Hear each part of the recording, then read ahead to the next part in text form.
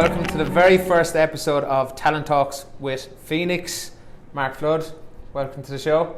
Thanks for coming. Thanks, Ed. So let's get into it, I guess.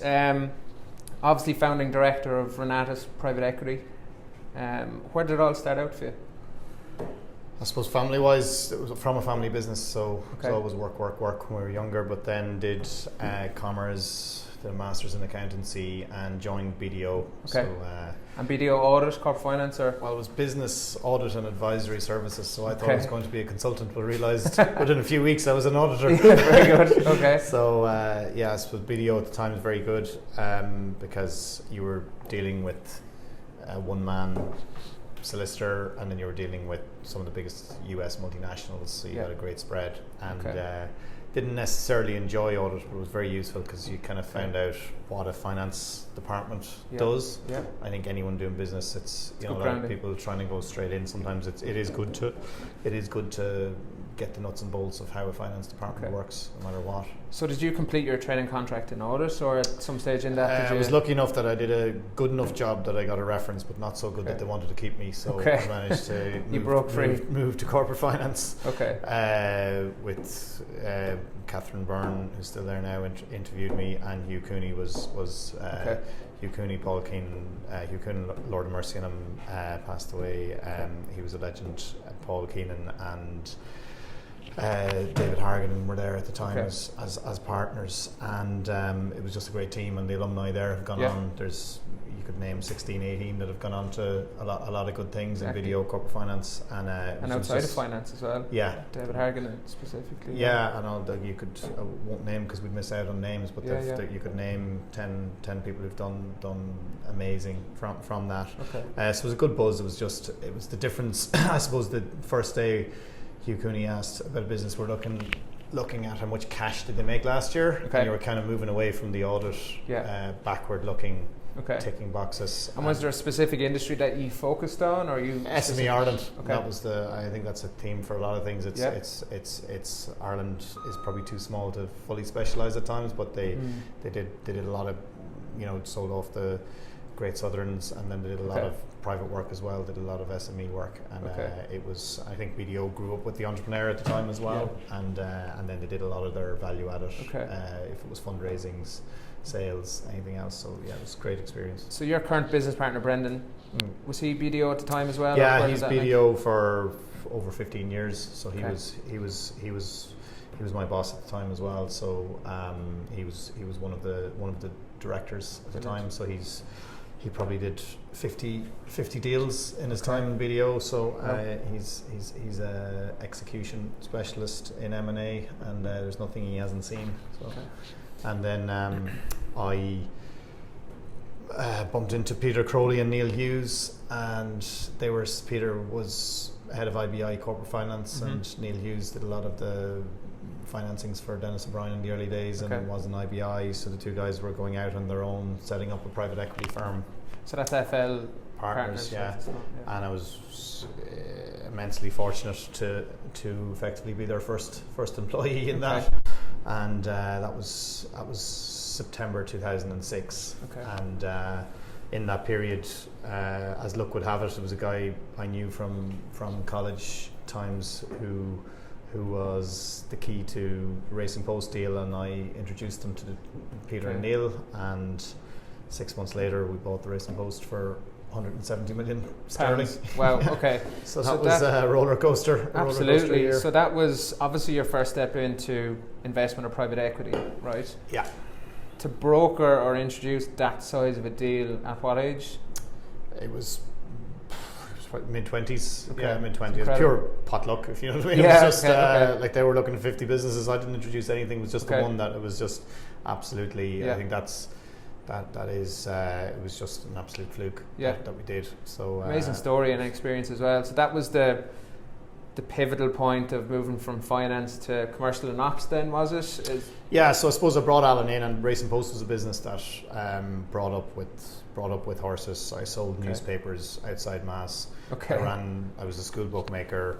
I wrote for the local newspaper. I was just I suppose a wasted youth came good for career reasons, if you know what I mean. So everything came in. So it was just loved the business, loved the brand, and when Alan asked me to kind of go and support him on the senior management team at the time, it was an opportunity I couldn't refuse. So cut short my private equity career, and at that time. Just to get a bit of context around, so private equity is, since the late 90s maybe in Ireland is when it really kind of came to fruition. But what was the landscape like from a private equity point of view when you went into FL compared to now maybe? I think there was probably, there's obviously big history of, a lot of, there was various houses over the years, there was Fitzwilton, Tony O'Reilly's, there was ICI, there was there was always different iterations of, but at that time you probably had a few big powerhouses. You had Ion Equity, the Niall McFadden's Boundary Capital, you'd FL Partners, you'd Line Court, so you had a lot of probably they all were very successful kind of financiers and went on to raise, but there's probably a slight difference in that they were kind of all raising deal by deal at the time. There probably wasn't a culture of funds, so they all had endless amounts of capital to call upon, but it was on a deal by deal basis as opposed to a fund. That's probably where it has evolved into now more funded funds. So find a deal then get the backing kind of thing, is that the approach? That was the but look, they all had a lot of success, and and a lot of them still active now, but they've probably they're more like family offices now for themselves than because they done quite well. They've all been so successful. And just talk us through moving from your private equity type role into, was it business development manager with Racing Post, and how did that develop then into the final sale, I guess, of the Racing Post as well? Yeah, I suppose I was a member of the senior management team with Alan, and it was great to move from, I suppose, when you're involved in a deal, you're kind of talking Microsoft Excel, Microsoft PowerPoint, and you're throwing up millions on a sheet, and it all looks very easy. But when you get involved, various times I had responsibility for making sure there was papers on shelves, and when someone's going through the airport and there's no back to your youth. And it's so operations and logistics is very important, and commercial.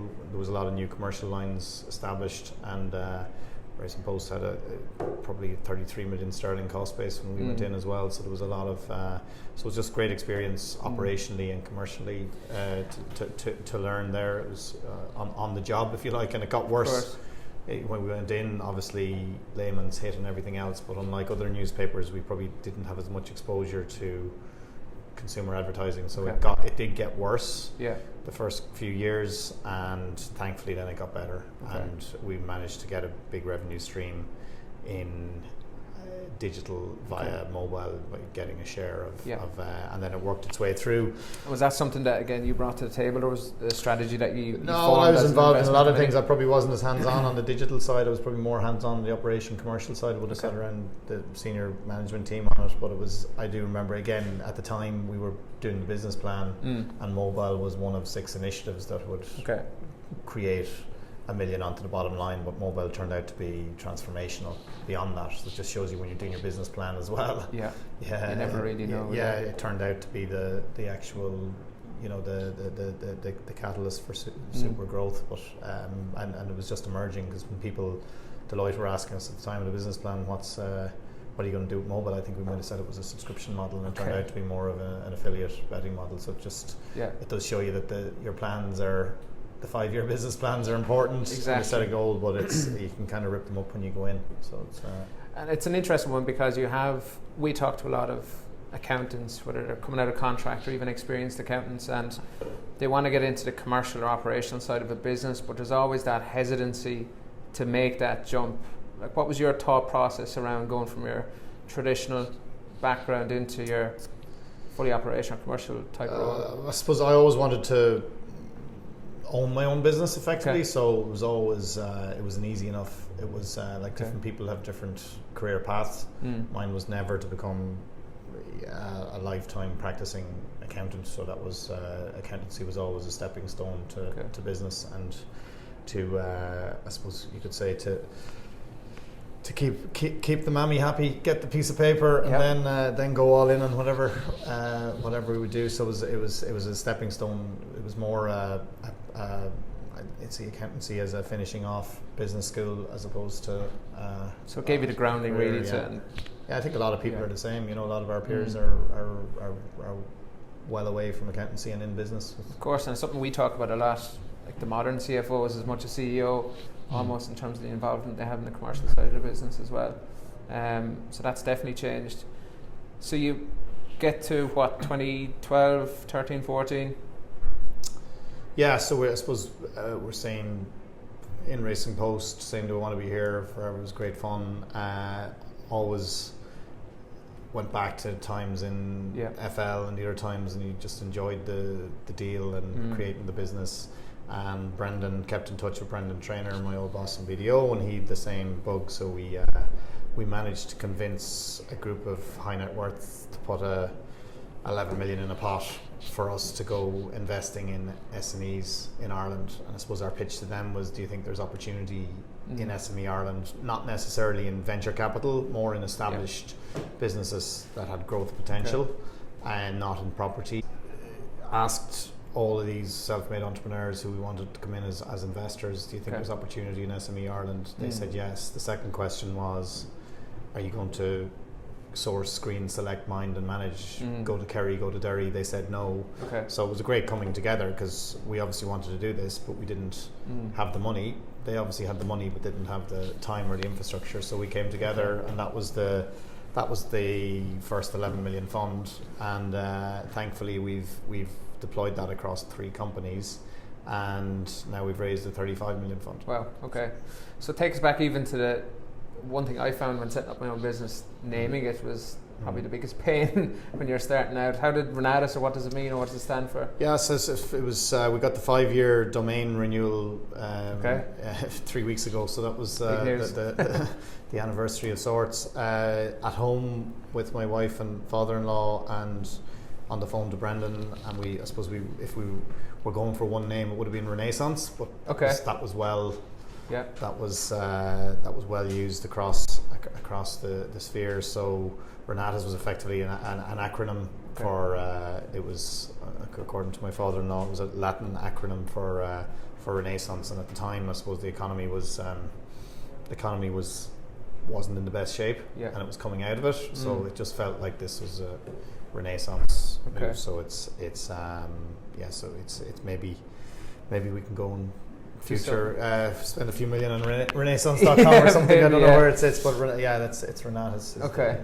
So the entrepreneurs that invested in the initial fund were through your own network, and at that stage had yourself and Brendan met and said, we're going to do this, or where were you in the decision-making process for that? I suppose we said we needed a critical amount of money to be taken serious in the market, and put a name over the door, and B, obviously the model, the funds model works on a percentage under management and a percentage of the cream, and there's a critical mass. To any less than 10 million, it doesn't pay for any infrastructure. So it was just it was a realistic amount to get from a standing start, but a critical minimum was 10 million to we set out to raise 10 to 15 million, and we closed it at 11 million. That was So the early days, so there's 2 guys around one table, or what did that look so like? Brendan and I, and fortunate to meet Philip Gardner, and he joined us as well. So it was literally we had an intern in at the start, and there was barely room for the 4 of us, and it was tight, but it was great fun. It was so you were it was just all hands on deck. So what are you at now, headcount wise? So we've got 9 in total now, and 9 in total, and that's our infrastructure to deploy Fund 2. And so that's sufficient to. There's a lot of work in sourcing deals, then going to screen them, execute them, and then the work begins then when you've invested in them. And then in addition to that, we've our own corporate run. we don't have a marketing director, we don't have a HR director, we don't have a finance director, so we do all of that largely on a Saturday. Okay. And I mean, any business from a branding point of view that has 30,000-40,000 people waiting on an email on a Sunday morning must be doing something right. Yeah. So where did that whole concept come about, and obviously the interesting story behind it to where it's ended up? I suppose that was, again, particularly lucky. There was a friend of mine, Philip Carberry, who was a horse trainer in France, and I asked him, was he communicating to his owners, because a lot of horse trainers take the horse and don't communicate to their patron or owner, and he threw it back. I mean, he said, are you communicating to your investors? And said, it's a fair point. They probably weren't. There was a lot of expat investors. So I said, right, we'll get up on a Sunday morning and go through the papers and tell them what's in it, because they don't get it. And started off, again, it was 5 years ago, and started off with a list of 10. Wow. They all liked it, and then we just grew it and grew it and grew it. And like, we were up on a Sunday morning, then at 6 o'clock it kind of evolved, got viral, it got viral, everyone liked it, and you know, there was obviously, at a point in time, some journalists thought that we were trying to put them out of business. That was never the intent. It was more just this is what we liked, what was in the papers, like the radio do, you know, what's in the papers today. So we're probably a victim of our own success. And absolutely. And how many subscribers were at that stage? To me, it was up near 30,000. Wow. So it was a lot of and all GDPR compliant, and yes, there was a lot of. It was just a very lucky tool that got us. We'd no marketing budget, and it just got our name out there. But I suppose at this stage, you know, you're judged on your last deal and your deals. You know what I mean? Like, now it's good to have it. Yeah. It's out there. It keeps us going. But like, really now we're being judged, thankfully, on our performance and how we're operating with existing partners. Brilliant. So talk to me about the process. Highlighting a potential business, or a potential business being highlighted to you, and who do you target size-wise? I suppose we've 4 kind of pre-qual criteria. You know, are the businesses, are they making $1 million in profit? Is there prospects or plans to double over time? Okay. Are the team incumbent, or that we can bring to it top class? And is there a sensible deal being talked about around the table? There are kind of 4. Those traffic lights are green, then we move. And I suppose back to your earlier question on sectors, we're not sector specific, because in Ireland it's too small. We're more focused on the size. But when we, you know, if we go into a sector, we'd like to bring people with us who do know the sector and co-invest on accordingly with us. So that's a lot of what we do. So from the first fund, 3 investments, right? So you have Boojum, Renatus, Simtech, very lucky, I suppose, but firstly the businesses, but more importantly the people involved in them. So Boojum had 5 Mexican restaurants. David Maxwell was introduced to us by H&H up in Belfast, and I suppose we had eaten in Boojum, we liked it. It wasn't long back from London, it was really taking off over there. We'd eaten in it, we liked it. We said, here's 5. Will these 5 grow? Yes. Can there be another 5 or 10? Yes. Is David, who brought us the opportunity, can he run them? Yes. And so we just said, like, that evening we had an offer to him the next day to say we want to go, like, you know, so it just felt very right. And what a success story. I mean, the growth it's seen is phenomenal. Yeah, and it's down to the people who are there at the coalface, really, you know, so it's I suppose Victory has 1,000 parents, and Defeat is an orphan, but this is a case of Victory. But I definitely credit to the people at the coalface and David, who's kind of the link between the boardroom and the boardroom and the coalface, you know. So and I saw an interview with him recently. Like, incredibly impressive individual as well, and knows the space inside out. Yeah, he's like, it's unusual because in SME land you've got he's a CEO who could be a marketing director. He's a good chef himself. He can write a board report and understands how a finance system works. So that's the big challenge in SMEs, is getting that functional expertise. And like to be honest, the respect for a CEO who can take a business at that level to where it is, it takes a unique CEO, because they have to have nearly functional excellence in each in each function. So it's arguably, our space can be harder than some big CEOs who are taking something from making 10 million to making 15 or 20, because they've got 300 grand heads of every function. So CEOs in these businesses as they grow, and that's why entrepreneurs in Ireland, like they're unique, amazing animals. If you like, because they know every function. And so obviously the potential behind the business is a big part of why you would look at it.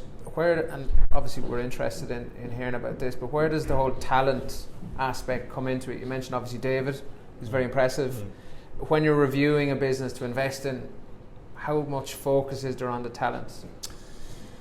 I suppose it's funny when you live like, thankfully I'm not quite 40 yet, but we've had a good bit of experience through Renatus, through Race and Post, through the others, and what we've seen. And we've a good experience, and you read a junior cert business book and you think, oh, people, and it's all, but it actually comes back to it. Okay. And the most important, people.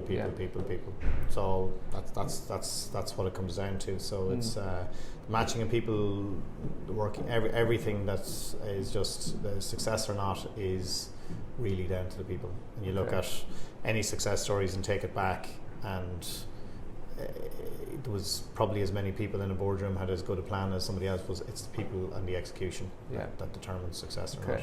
And how do you have a process of determining that, how good they are in certain areas or where potential gaps might be? I suppose it's an inexact science, and like a lot of it, the harder you practice, the luckier you get in a way. True. You know, so thankfully now we've got a good feed of opportunities coming in the door. We've got our money, so we're really focused on, when someone says to us, investor, what do you want? Good talent. Just keep introducing us to good talent. And you've obviously served us very well in one of our portfolio companies, Simtech, by hiring an excellent FD elect. So it's really. It's an inexact science, but it's a network. It has to be a perfect it's just fit working the network, and there's probably algorithms going on in the back of everyone's mind from afar. But I suppose a lot of our work now is just spending more time on the people function earlier on, because it's just to get it right. Great, Mark. Thanks a million for your time. Great insights. Yeah. And thanks for taking part in the first episode. Thank you, Ed. Thanks.